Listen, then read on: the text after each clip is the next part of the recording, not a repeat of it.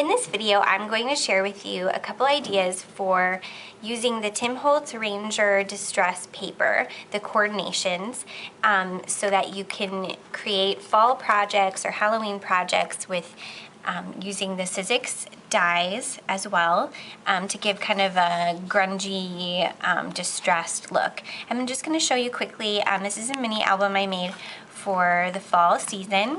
It's one of my favorites. So it kind of celebrates all that I love about fall. And so I used the Tim Holtz Distress paper throughout it and sanded it down, and that's what I'm going to be demonstrating for you today, and a few different ideas for using those. And then I'll touch on, at the end of my video, some of the other product that I used to create it. Here I used the Sizzix die again and then just inked over it. So there are lots of non-Halloween and non-fall themed products necessarily that I tried to use and make, so like the chalk and the canvas, by altering them and giving them kind of a Halloween and fall feel. And then here's one of the other pieces I used by using the paper and the Sizzix die. Alright, so that's a quick look at my book. I'm going to begin by showing you a few different ways to use the Tim Holtz Alterations Sizzix embossing folders and the paper. But first I want to just touch on the great thing about this paper is the coordinations. You can tear it and it has kind of that cool two-toned look to it. You can also sand it, ink it, and kind of run it through your die cut machine and give kind of a letterpress or debossed effect. Lots of different possibilities. So first I'm just going to show you a simple way of distressing. I'm just running this through, this is an Epic 6, but you can run it through any machine that will take the embossing folders. And this die in particular is, let me see here, this is the Fancy and Floral Frame Set. Again, another non-Halloween, non-themed product, but it worked really well for my album. So as you can see, I've run it through and it's given this great texture raised above, and on the back this is what it looks like, and you may even prefer the debossed look. But I am going to sand it using the Tim Holtz sand, what's the official word for it? I'm going to call it sander thingamajig. I'm sure that's not what it's called in the store. You can just apply pressure and sand over it, and it gives kind of a subtle weathered look to it, which worked out well for this kind of style I wanted in my album. And what you could definitely leave this alone. You could sand more on the paper itself. I did this for this little journaling piece that I tucked inside an envelope, and I like that it gave this artistic, almost like it was painted look, but it was done in 2 seconds just by applying pressure to the paper itself. I also took a pen and followed along the lines on the inside, just along the grooves and along the outside, and then just did that all the way around for just another customized effect. So that is one way to use them. Another way is, I'm gonna come back over here.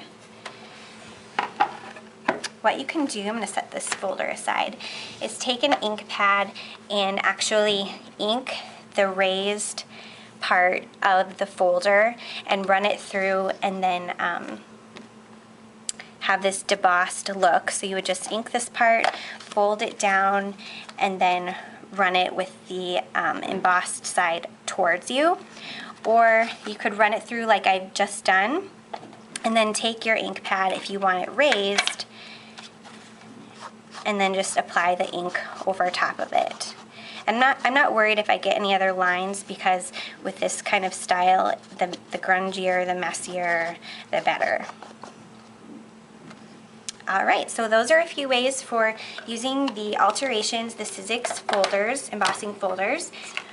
I wanted to lightly touch on some of the other products that I used in the book in case you're wanting to create one similar of your own or just for some additional ideas.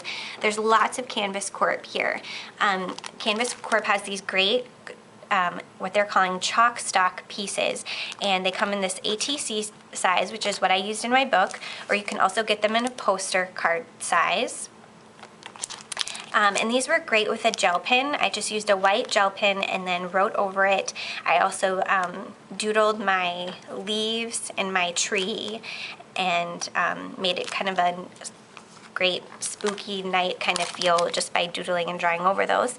I also used a white mini bag, and I like this because it reminded me of a trick-or-treat bag or just a paper bag, and it's transparent enough that when you stick things behind it, it has that cool layered look. It also comes in craft, and I think there's several versions of all of these in different sizes, so I've just grabbed a few.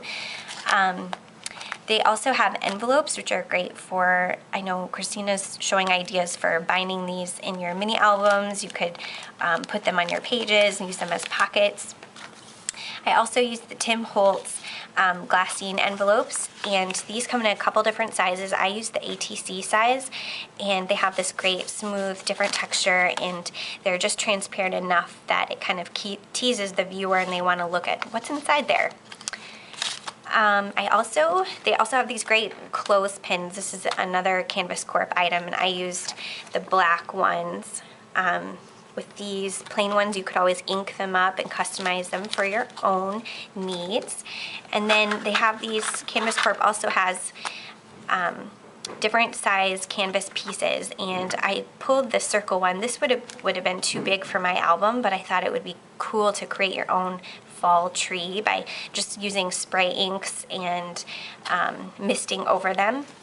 And then some really great products from Graphic 45, and Seven Gypsies is another one for giving kind of a cool fall Halloween style. This was really easy to use. I was kind of intimidated by it at first, but it gave a really cool opening to my album, and Jamie here at the office said, knock, knock, can I look? Can I come open? So I think it's a great, easy thing to use on the cover of an album. This is just a Seven Gypsies album cover.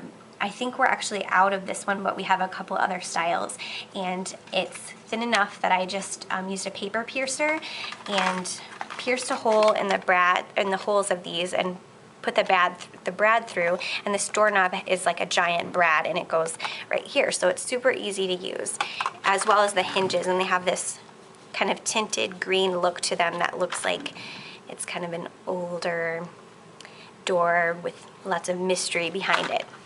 All right, so that is some of the products and techniques I used in my book. I hope you enjoyed it and are inspired to create something of your own.